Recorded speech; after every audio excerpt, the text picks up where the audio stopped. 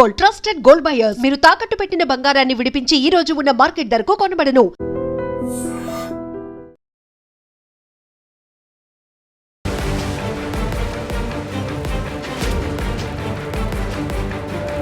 నమస్కారం, welcome to iDream.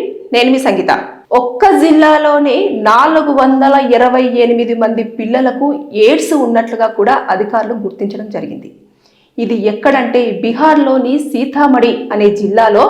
అక్కడ వలస కార్మికులు ఎక్కువగా ఉంటారు. అదేవిధంగా అక్కడ ఎఫైర్స్ కూడా ఎక్కువగా ఉండడం నేపథ్యంలోనే ఇలాంటి ఏదైతే ఎయిడ్స్ ఉందో, ఎయిడ్స్ బాడిన కూడా చాలా పెద్దవారు పడడము, దానివల్ల పిల్లలకు అది రావడం అనేది జరుగుతుంది అని చెప్పేసి వారు అక్కడ గుర్తించారు.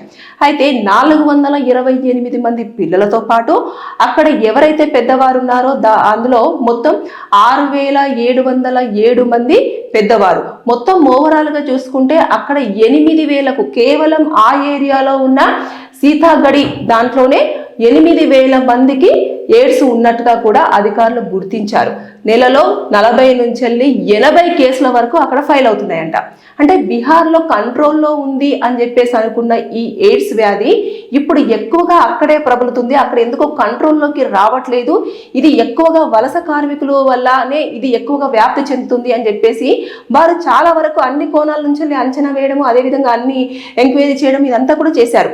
అంటే ఈ లెక్కను చూసేసుకుంటే ఎక్కువగా మనము అనుకుంటూ ఉంటాం, ఈ మధ్య కాలంలో ఎక్కువ మంది సాఫ్ట్వేర్ కంపెనీస్లోని ఎయిడ్స్ ఎక్కువగా వస్తుంది, అందరూ కూడా ఎక్కువగా ఇలాంటి చేస్తున్నారు అని చెప్పేసి మనం రీసెంట్గా కూడా విన్నాం. న్యూస్లు కూడా ఎక్కువగా వచ్చాయి. సాఫ్ట్వేర్ కంపెనీలో టాప్లో ఉంది ఎయిడ్స్ రావడం. ఎందుకంటే దానికి వాళ్ళకు వీకెండ్ పార్టీస్ కానివ్వండి, ఇలాంటి నేపథ్యంలో వారికి విచ్చలవిడిగా డ్రగ్స్ యూజ్ చేయడము, లేదు అంటే ఎవరో ఒకరితో వాళ్ళు శారీరకంగా కలవడము, ఇలాంటి వల్ల ఎక్కువగా వస్తున్నాయి అని చెప్పేసి చెప్పారు. ఇక్కడ చూసుకుంటే కూడా అదే జరుగుతుంది. ఈ బీహార్లో కూడా జరుగుతుంది. ఏంటంటే ఎక్కడి నుంచో వారు పని కోసం అని చెప్పేసి అక్కడికి రావడం జరుగుతుంది. అంటే కుటుంబానికి దూరంగా ఉండడం, ఇక్కడ ఉన్న వాళ్ళ కుటుంబానికి దూరంగా ఉండడము, అంటే ఈ ప్లేస్ నుంచి వారు అక్కడికి వెళ్ళడము, అక్కడ ఉన్న ప్లేస్లో ఉన్నవారు వేరే చోటుకి వెళ్ళి పనులు చేసుకోవడం అనేది జరుగుతున్న నేపథ్యంలో అక్కడ ఏమవుతుందంటే వారికి ఏవైతే ఫిజికల్ నీడ్స్ ఉంటాయో ఆ ఫిజికల్ నీడ్స్ కోసం అక్కడ ఎవరితోనో ఒకరితోటి పరిచయం ఏర్పాటు చేసుకోవడం, ఆ పరిచయం కాస్త వారికి ఇల్లీగల్ అఫైర్ లేదంటే వారి యొక్క కోరికను తీర్చుకోవడం కోసం పని చేసుకోవడం ఇలాంటి జరుగుతుంది. కానీ అక్కడ ఏమవుతుంది అంటే వారికి ఆ వ్యాధి ఉందా లేదా అన్న విషయాన్ని కూడా ఎవరు గుర్తించలేని స్థాయికి వెళ్ళిపోతుంది. ఎందుకంటే వారు మందులు యూజ్ చేస్తున్నారు. అంటే మెడిసిన్స్ అనేవి వాళ్ళను, అది నివారణ ఒక్కటే మార్గం అన్నట్టు. దానికి ఇప్పటివరకు అయితే మందు వచ్చినట్టుగా కూడా లేదు. వచ్చినా కూడా అది చాలా ఎక్కువ రేట్లో ఉంది అని చెప్పేసి కూడా వినిపిస్తున్నాయి. కానీ అది ఎంతవరకు వాస్తవం అనేది మనకైతే పూర్తి స్థాయిలో తెలియదు. కానీ దీనివల్ల ఏమవుతుందంటే వీరు ఎవరైతే ఒక పురుషుడు కానివ్వండి, ఒక స్త్రీ కానివ్వండి, వారి యొక్క కోరికను తీర్చుకోవడం కోసం వారు ఎంజాయ్ చేసే టైంలో వారికి ఏ వ్యాధి ఉంది అనేది గుర్తించకుండా వారు ఎంజాయ్ చేసిన తర్వాత పిల్లలు, అభం శుభం తెలియని పిల్లలకు ఆ వ్యాధి సోకుతుంది. చూడండి, లిటరల్లీ వాళ్ళు ఏ తప్పు చేయకపోయినా కేవలం వారి కడుపులో పుట్టడమే సమస్యగా మారుతుంది.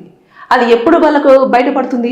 ప్రెగ్నెన్సీ టైంలో వాళ్ళు హాస్పిటల్కి వెళ్ళి చెక్ చేయించుకుంటే అప్పుడు ఖచ్చితంగా వారు టెస్టులన్నీ చేస్తారు కదా. చేసినప్పుడు నీకు ఆల్రెడీ ఇది ఉందమ్మా, మరి ఇది ఎందుకు అనంటే లేదు మేము ఉంచేసుకుంటాం. ఇక తల్లి ఉంచుకుంటాను ప్రెగ్నెన్సీ అన్న తర్వాత బలవంతంగా మాత్రం అబార్ట్ చేయడానికి అసలు కుదరదు. ఇంకా అలాంటి సిచ్యువేషన్లో పిల్లలు 428 మంది పిల్లలకు ఎయిడ్స్ బారిన పడ్డారు అంటే వారిని ఒకసారి సిచ్యువేషన్ చూడండి.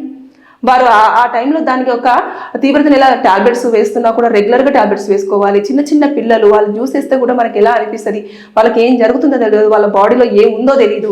ఇలాంటివన్నీ కూడా ఉంటాయి. అంటే ఆ ఊరు మొత్తంలో కూడా, అంటే ఆ సీతాగఢి ఊర్లో జిల్లాలోనే దాదాపుగా 8,000 మందికి అని అంటే ఒక్కసారి ఇమాజిన్, ఈ లెక్కను చూస్తే ఎంత తీవ్ర స్థాయిలో ఎయిడ్స్ అనేది ఉంది అని చెప్పేసి మనం అంచనా వేయచ్చు. కేవలం ఆ ఒక్క రాష్ట్రంలోనే. ఇక మిగతా చూసేసుకుంటే వాళ్ళు కనుక ఇంకా ఎక్కడికైనా వెళ్ళి ఏదైనా క్షణికావేశంలో కానీ ఎవరితోనన్నా కలిశారంటే ఇంకా అక్కడ కూడా వ్యాప్తి చెందుతుంది కదా.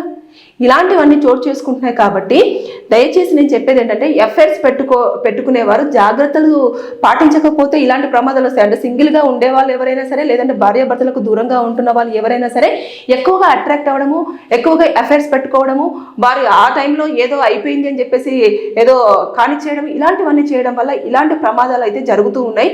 ఎక్కువ స్థాయిలో చాలా నేను చెప్పాను కదా, గతంలో కూడా నేను ఒక వీడియోలో చెప్పడం జరిగింది, ఒక నెలలోనే దాదాపుగా లక్షలకు పైగా ఎయిడ్స్ బారిన జనాలు పడుతున్నారు అని చెప్పేసి నేను చాలా సర్వే కూడా చెప్పడం జరిగింది. ఈ లెక్కను చూసుకుంటే ఇక్కడ ఇంత తీవ్ర స్థాయిలో ఉందంటే ఇంకా పలు రాష్ట్రాలలో కూడా ఏ సిచ్యువేషన్లో ఉంటుందనేది మనం అంచనా వేయొచ్చు.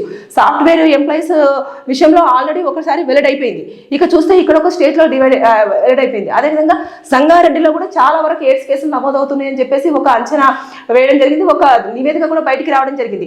అంటే తెలంగాణ ఏరియాలో ఆల్రెడీ నివేదిక రావడం జరిగింది. అంటే ఈ లెక్కన చూసుకుంటే ఎక్కడైనా సరే ఇలాంటి ఎయిడ్స్ బారిన పడి ఇబ్బంది పడుతున్న వాళ్ళు ఉన్నప్పటికీ కూడా వారు జాగ్రత్త తీసుకోకపోవడమే కాకుండా ఆ యొక్క దాన్ని ఇంకొకరికి కూడా అంటించడం అనేది జరుగుతూ వస్తుంది. అంటే వారు ఎంతసేపు వారి యొక్క కామ వాంఛ తీర్చుకోవడం కోసం ఇతరులను బలి చేసి నాకున్నది వాళ్ళకు వస్తుంది అంతే, లేదంటే సుఖ వ్యాధులు ఇలాంటివన్నీ చెత్త చేసేసుకుంటారు, జీవితాలన్నీ కూడా బలి చేసేసుకుంటున్నారు. కాబట్టి ఈ వలస కార్మికులు ఎక్కడైతే ఉంటారో వాళ్ళు తగ్గ జాగ్రత్తలు తీసుకోవాలి. ఒకవేళ కనుక మీరు ఎక్కడైనా పని చేస్తున్న సమయంలో ఏదో ఒక వీక్ టైంలో కనుక మీరు ఎవరితోనైనా పురుషుడితో కానివ్వండి స్త్రీతో కానివ్వండి మీరు ఇంటిమేట్ అయినప్పుడు దయచేసి కంపల్సరిగా పరీక్షలు అనేవి చేయించుకోవాలి. మెడికల్ టెస్టులు చేయించేసుకొని ఎయిడ్స్ యొక్క టెస్ట్ చేయించుకున్న తర్వాత అంతా క్లియర్ ఉంది అనుకున్నప్పుడే మీ ఫ్యామిలీతో మీరు మళ్ళీ మీ ఇంటిమేట్ అవ్వడానికి ట్రై చేయండి తప్పించి ఇలాంటివి అన్నీ జరుగుతున్నాయి. కాబట్టి దయచేసి